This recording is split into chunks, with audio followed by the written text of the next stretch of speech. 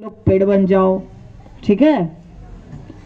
क्योंकि वो नहा रहे थे एक नदी में जहाँ पे कुछ लड़कियां नहा रही थी और वहां पे कपड़े नहीं पहने थे वो लोग। तो नारद मुनि को देखकर लड़कियों को तो शर्म आ गई, पर नल कुबेर और मणिग्रीव को शर्म नहीं आई, उन्होंने कपड़े नहीं पहने। तो भगवान ने कहा चलो तुमको कपड़े नहीं पहनना तो पेड़ बन जाओ, पेड़ की योनि में कपड़े पहनने की जरूरत नहीं पड़ती है। तो पेड़ बन गए थे। इसके बाद भगवान वो दोनों पेड़ों के बीच से उखल को लेके निकलने की कोशिश की और उखल था ऐसा लंबा, अब बीच से भगवान निकले, दोनों पेड़ धड़ाम से गिर गए। जब पेड़ गिरे तो उसमें से दो बहुत खूबसूरत एकदम देवताओं के जैसा शरीर, चमकीला मुकुट पहने हुए, कुंडल पहने हुए, हार पहने हुए, पीतांबर धोती पहने हुए दो एकदम नवयुवक निकले। उन्होंने भगवान को प्रणाम किया, बोला आपकी कृपा से हम लोग आज वृक्ष से यमलार्जुन के वृक्ष बन गए थे। कौन सा वृक्ष बने थे? यमलार्जुन के वृक्ष बने थे। तो आपकी कृपा से हम लोग वापस अपने शरीर में आ गए, नल कुबेर और मणिग्रीव के शरीर में हम लोग आ गए हैं। तो ये आपकी कृपा है, हम शाप से मुक्त हो गए हैं। तो भगवान ने ये लीला भी किस दिन की थी? दिवाली के दिन। बाद में फिर यशोदा माता को लोगों ने बताया, नंद बाबा को लोगों ने बताया। नंद बाबा आए, बोले मेरा बच्चा बंधा हुआ है। पहले तो उनके दोस्तों ने कोशिश किया कि रस्सी को खोल दें, पर नहीं खोल पाए। बाद में उनके माता पिता देखे, फिर बाद में नंद बाबा ने रस्सी को खोला। तो कहने का मतलब ये है कि ये जो कार्तिक महीना है इसमें बहुत सारी लीलाएं हुई हैं। कार्तिक महीना इतना महत्वपूर्ण है। सब माता ही ध्यान से सुनिए, प्रभु जी ध्यान से सुनिए, बच्चों की लीला नहीं है, ये बहुत सीरियस मैटर है।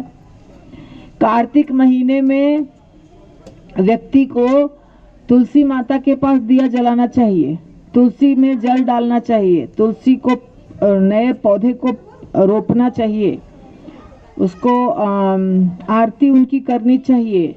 उसके बाद इसी महीने में तुलसी और शालिग्राम का विवाह होता है। इसी महीने में ये दो लीला मैंने बताया ये हुआ, और इसी दिवाली आएगा इसी महीने में, ठीक है ना।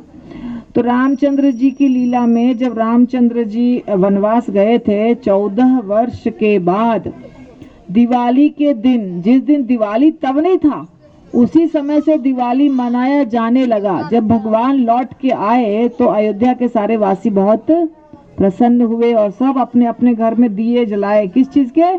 घी के। तो उस समय घी के दिए जलाए और तब से दिवाली शुरू हो गई और आज तक हम लोग जला रहे हैं। अब दिए नहीं जलाते हैं लोग घी के, और कोई भी दिया नहीं जलाते हैं, सब लोग बल्ब जला लेते हैं अपने घर में, है ना। पर वास्तव में क्या जलाना चाहिए?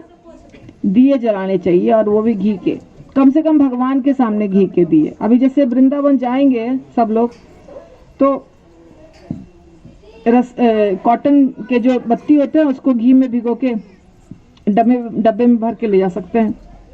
सारे मंदिरों में जाके एक एक एक हम लोग जला सकते हैं। तो भगवान के सामने दिए जलाने का बहुत महत्व है ये महीने में।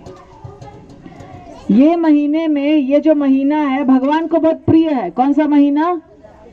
कार्तिक महीना। कार्तिक महीना में राधा कुंड और श्याम कुंड का भी आविर्भाव हुआ बहुलाष्टमी के दिन। गोपाष्टमी के दिन भगवान गैया चराने के लिए गए थे, वो भी इसी महीने में हुआ। नरक चतुर्दशी, जो भौमासुर था, जो भूमि का पुत्र था, और वराह भगवान और भूमि का जो बहुत शैतान था, क्योंकि वो गंदे लोगों का संग किया तो वो बन गया नरकासुर, उसका नाम हो गया नरकासुर। और उसने 16,000 लड़कियों को बंद करके रखा था और भगवान ने उसका उद्धार किया। तो वो लीला भी यही इसी महीने में हुई। तो इस महीने में बहुत सारी लीला हुई है।